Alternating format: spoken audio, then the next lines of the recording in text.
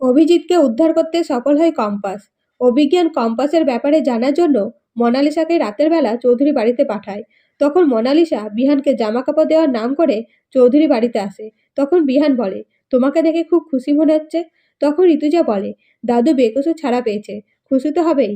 তখন মনা বলে, আমার দাদু নির্দোষ, তাই আমার দাদুকে আদালত বেকসুর খালাস করেছে। তখন ঋতুজা মনাকে কথা শোনালে বিহান বলে, মনা আমাকে ভালোবাসে, তাই অনেক খারাপ কাজ করেছে, তার জন্য ওর দাদুর ব্যাপারে ওকে কথা শোনাবে না। তবে মোনালিসা, তোমাকে একটা কথা স্পষ্টভাবে বলে দিচ্ছি, কম্পাস মিথ্যে করে ফাঁসিয়ে বিয়ে করেছে, কিন্তু বিয়ে তো হয়েছে, তাই কম্পাস আমার স্ত্রী। যাই হোক, আমি কম্পাসের সাথেই থাকবো, আমার মনে তোমাকে জায়গা দিতে পারবো না। এই বলে চলে যায়। অন্যদিকে কম্পাস মাঝরাতে লুকিয়ে বাড়ির ভেতরে ঢুকলে বিহান বলে, কোথায় থেকে এলে? তখন কম্পাস নিজের মনে মনে কথা বললে বিহান বলে, চুপি চুপি কি বলছো? ভেবেছিলে আমাকে লুকিয়ে বাড়িতে ঢুকবে? আচ্ছা শোনো, আমি পুলিশকে তোমার বাবার ব্যাপারে জানিয়েছি। কাল সকালে যখন পুলিশ বাড়িতে আসবে তখন সবটা জানাবে।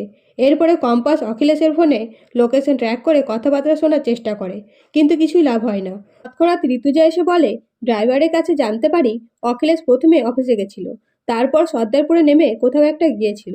এই কথা শুনে কম্পাস পরিকল্পনা করে ছদ্মবেশ নিয়ে ঋতুজার সাথে সর্দারপুরে যায় এবং একটা বহু পুরনো বাড়ি দেখে কম্পাস বলে, আমার বাবা এখানেই আছে।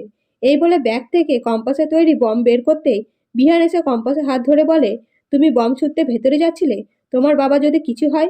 এই বলে ঝামেলা লেগে গেলে ঋতুজা বলে, বিহান তুই চুপ কর, এই বম কম্পাস বানিয়েছে। এরপরে কম্পাস ভেতরে বম ছুড়ে বলে, আমরা কলকাতা পুলিশ থেকে এসেছি, 3 গুনবো, তার মধ্যেই পালাবে, নয়তো বম ফেটে যাবে। তখন গুন্ডারা ভয়ে পালিয়ে যায়।